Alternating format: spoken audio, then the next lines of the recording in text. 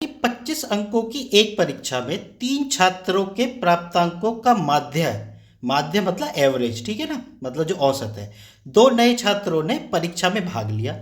पांचों विद्यार्थियों को औसत तक 19 करने के लिए नए छात्र को जो दूसरे नए छात्र से कम अंक प्राप्त करता है, कम से कम कितने अंक प्राप्त करने होंगे, ठीक है ना।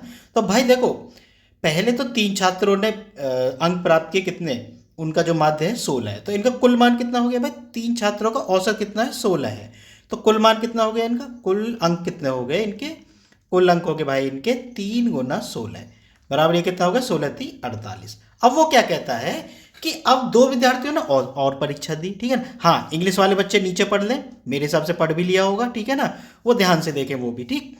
तो ये कुल अंक बराबर 3 छात्रों के, ये 48 हो गए। अब वो क्या कहता है कि औसत, अब 2 छात्रों ने और परीक्षा दी, अब औसत हमें कितना करना है, 19। तो इसका मतलब 5 छात्रों का औसत कितना करना है, 19। तो कुल अंक कितने हो जाएंगे 5 छात्रों के, अब क्योंकि 2 छात्रों ने और परीक्षा दे दी, वो बराबर हो गए 3 गुना, सॉरी 5, क्योंकि 5 लोग हैं, गुना 19, 19×5 = 95।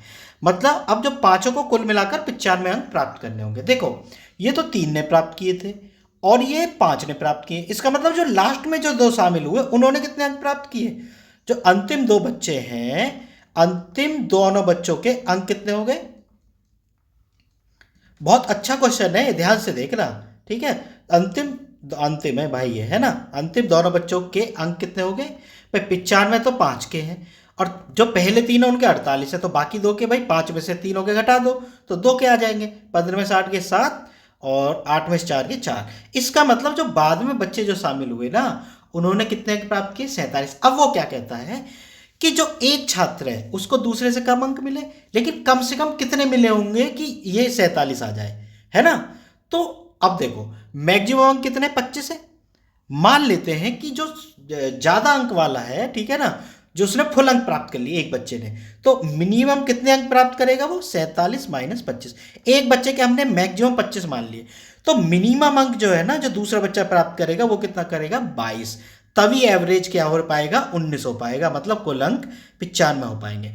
ध्यान से समझ लो इस बात को, दोबारा से समझ लो कि वो क्या कह रहा है कि औसत अंक हमें 19 करने। सबसे पहले तो तुम इस बात पे आ जाओ, ज्यादा मत उलझो, कि औसत अंक हम 19 कर लेते हैं, तो 19 अंक प्राप्त करने के लिए औसत अंक हमें कितने अंक लाने होंगे, 95 लाने होंगे पांचों छात्रों के। लेकिन जो पहले 3 थे उनके कुल अंक कितने थे, 48। तो बाद के 2 ने जो प्राप्त किए वो कितने अंक प्राप्त किए, 47। अब 47 में से वो कह रहा है कि कम से कम कितने अंक प्राप्त करेगा, कम से कम वाले की बात करी है उसने, ठीक है ना। तो भाई मान लो जो दूसरा बच्चा है, मान लेते हैं उसने मैक्सिमम अंक प्राप्त कर लिया, मतलब 25 ही प्राप्त कर लिया उसने, तो इसके फिर मिनिमम आ जाएंगे। तो भाई 47 में से जो मैक्सिमम वाले हैं उस बच्चे के वो घटा दिए, तो 22 से कम नहीं प्राप्त कर सकता। मान लो कि वो 20 प्राप्त कर ले, तो 20 और 25 तो 45 ही होते हैं ना, लेकिन हमें कुल मिलाकर कितना लाना है, दोनों के अंक कितने लाने, 47 लाने हैं। मेरे हिसाब से बहुत अच्छे से तुम लोगों को अब बात समझ में आ गई होगी मैं क्या कहना चाह रहा हूँ, ठीक है ना। तो बहुत अच्छा क्वेश्चन पूछा है, और ऐसे क्वेश्चन बहुत मजा आता है, एग्जाम में पकड़ना बहुत मुश्किल है जब तक आपकी प्रैक्टिस ना हो, है ना। है ना टफ क्वेश्चन, अच्छा क्वेश्चन पूछा है, ये क्वेश्चन पसंद आया, ठीक है ना। रेल में कोई क्वेश्चन अच्छा पूछ लेता है, ये क्वेश्चन बहुत अच्छा क्वेश्चन पूछा है, ठीक है ना। और ये आया किस में है भाई, ग्रुप डी का क्वेश्चन है। अब देखो कितना शानदार क्वेश्चन पूछा है, ठीक है ना बच्चों। अगर हाँ वीडियो पसंद आई हो तो चैनल को सब्सक्राइब जरूर कर लेना, मिलते हैं फिर नेक्स्ट वीडियो में।